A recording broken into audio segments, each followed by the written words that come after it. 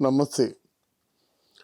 నా వీడియోలు ఆదరిస్తున్న ప్రేక్షకులకు, దేశ విదేశాల నుండి నాకు మెసేజ్లు చేస్తున్న వారికి, ప్రముఖులకి, నా శ్రేయోభిలాషులందరికీ కూడా నమస్కారాలు, ధన్యవాదాలు.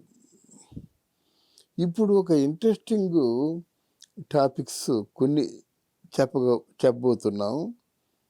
అదేమిటంటే, రాజకీయాల్లో చాలా వేడిగా ఉన్నటువంటి అంశం మోదీ, చంద్రబాబు, పవన్ కళ్యాణ్. ఈ ముగ్గురు కలిశారా? ముగ్గురు దుమ్ము దులుపుతారా? రాబోయే ఎలక్షన్లో నిస్సంకోచంగా తెలుగుదేశం, జనసేన పార్టీ గెలుస్తుందా?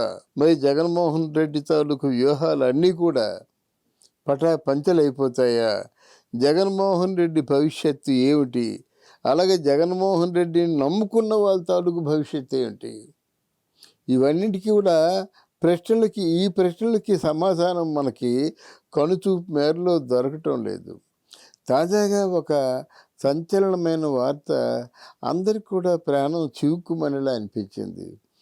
అరే, ఎంత నీకు ఇటువంటి ఈర్ష్యా ద్వేషాలు ఉన్నప్పుడు కూడా రక్తం పచ్చుకు పుట్టిన చెల్లిని రక్తం కారినట్టు కొట్టించావే, నిన్ను ఎలా అనుకోవాలి? నిన్ను ఏ దృష్టితో చూడాలి?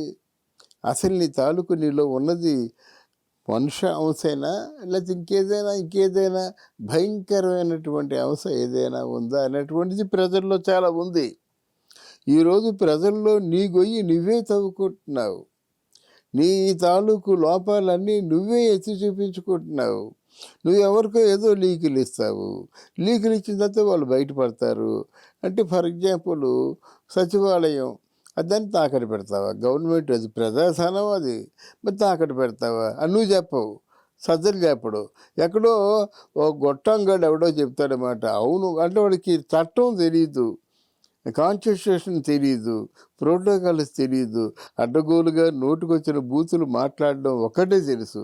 వాడు అంటాడు, అవును ఇల్లు తాకట్టు పెట్టుకుంటాం, మన వస్తువులు తాకట్టు పెట్టుకుంటాం. తాకట్టు పట్టుకునేవాడు మన తాలూకు ఏ ప్రాపర్టీ పెడుతున్నామో ఆ ప్రాపర్టీ తగ్గట్టుగా ఆయన డబ్బులు ఇస్తాడు. ఇది తప్పే ఉంది. ఇందులో ఎలా చేయకూడదని రాజ్యాంగంలో బాబాసాహెబ్ అంబేద్కర్ రాశాడా? ఎంత మూర్ఖుడండి, ఎంత మూర్ఖుడు! ఆ మూర్ఖుడు అలా చెప్పినట్టయితే ఖండించాలి కదా. నువ్వు ఎలాగా అంటే ఏమిటి? మంత్రుల తాలూకు నోటి దూల మొదటి నుంచి తగ్గించుంటే నీకు గౌరవం ఉండేది. కనుక ఈరోజు అవన్నీ చూస్తారు అధిష్టానం వాళ్ళు. జగన్మోహన్ రెడ్డి ఏం చేస్తున్నాడు, ఆ టీం ఏం చేస్తుంది, జగన్మోహన్ రెడ్డి తాలూకు పాలనలో ఎంతవరకు ప్రోగ్రెస్ వచ్చింది, ఇవన్నీ చూడకపోతే వాళ్ళు ఎందుకండి హైకమాండ్ అవుతారు? ఎప్పటికీ వాళ్ళు ఉనికిని కోల్పోతున్నారు. బీజేపీ పార్టీలో ఉన్న హైకమాండ్ కంప్లీట్గా వాళ్ళ మీద నిర్ణయం తీసుకోవాలి. ఇది కరెక్టా కాదా? ఒకవేళ కరెక్ట్ కాకుండా అడ్డగోలుగా పోతున్నట్టయితే కళ్యాలు వేయాలి, సంఖ్యలు వేయాలి. అది చేయకపోవడం వల్ల నువ్వు పాడైపోయావు, వాళ్ళు కూడా చెడ్డ పేరు తెచ్చుకున్నారు. అయితే ఎవరినైతే నువ్వు నమ్ముకున్నావో ఆ ఎన్డీఏ మోదీ తాలూకు ఆలోచనలు వేరేగా ఉంటాయి. మామూలుగా ఇక్కడ పల్లెటూరులో పుట్టి ఇక్కడ ఏదో పబ్బం గడుపుకున్న మనకే ఇన్ని ఆలోచనలు ఉంటే, జీవితాన్ని మొత్తం రాజకీయాల్లో రంగరించి పండిపోయిన వాళ్ళకి ఎన్ని ఆలోచనలు ఉంటాయి, వాళ్ళకి ఎన్ని వ్యూహ రచనలు ఉంటాయి. ఎప్పుడు కూడా ఎక్కడైనా సరే గెలిచే గుర్రాలకే మనం సపోర్టివ్గా ఉంటాం. ఆ గెలిచే గుర్రాలు ఎవరు? ప్రజలకు కూడా ఎవరి మీద ప్రేమ ఉండదండి. ఇన్ని ఓట్లు వేసినా నా ఓట్లను అంటే మా తాలూకు ఓట్లని వేస్ట్ అయిపోతాయి. గెలిచే వాళ్ళే కదా పవన్ కళ్యాణ్, చంద్రబాబు నాయుడు. అయితే ఆ ఓట్లయితే గెలిచే వాళ్ళకే వేద్దాం అనే ఉద్దేశంతో వాళ్ళు వేస్తున్నారన్నమాట. ఈ ముగ్గురు ఒకటైనట్టయితే వైసీపీ, కాంగ్రెస్ పార్టీ మఠాస్ అయిపోతుంది. ఏమి లేదు. ఇంకోసారి వన్స్ అగైన్ చెప్తున్నాను, వీళ్ళు ముగ్గురు ఏకమయ్యి ఒక తాటి మీద నడిచినట్టయితే నువ్వు నీ పార్టీ మఠాస్. దీంట్లో వేరే ఆలోచనే లేదు. ఇప్పటికైనా నీ మంత్రులకి కళ్ళం వేయు. నీ మంత్రుల తాలూకు నోటి దూల తగ్గించు. నీ మంత్రుల్ని కనీసం మనుషుల్లాగా చూడు, మనుషుల్లాగా మాట్లాడమని చెప్పు. ఇది కేవలం రాజకీయంలో ఇది సరికొత్త అంటే అధ్యాయం మాట. ఇలాగే ఎవడు ఏ దరిద్రుడు కూడా మాట్లాడు వైఎస్ఆర్సీపీలో ఉన్నట్టుగా, రోజా మాట్లాడినట్టుగా డబుల్ మీనింగ్ మాటలు, సెటైరికల్ మాటలు, నవ్వుతూ ఇంకేదో అశ్లీలపు మాటలు నవ్వుతూ అశ్లీలంగా డ్యాన్స్ చేయడం ఎవరు చేయరు.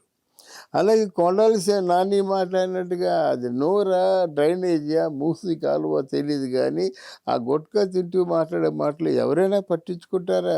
ఎంత అసహించుకుంటారండి. వాడు పేరు నాని, వాడికి ఏం తెలుసు, వాడికి ఏం తెలియదు. వాళ్ళ నాన్నకి ఎంత మంచి పేరు ఉందో పేరుని కృష్ణమూర్తి గారికి, ఆ నాన్న రోడ్డు మీదకి వచ్చినట్టయితే 4 రిక్షాలు ఆగాయి. ఈ మా రిక్షా కానీ మా రిక్షా అని. అలాగా బందరంతా ఒక కుటుంబం అయితే ఆ కుటుంబం పెద్ద పేరు నాని నాకు తెలుసు.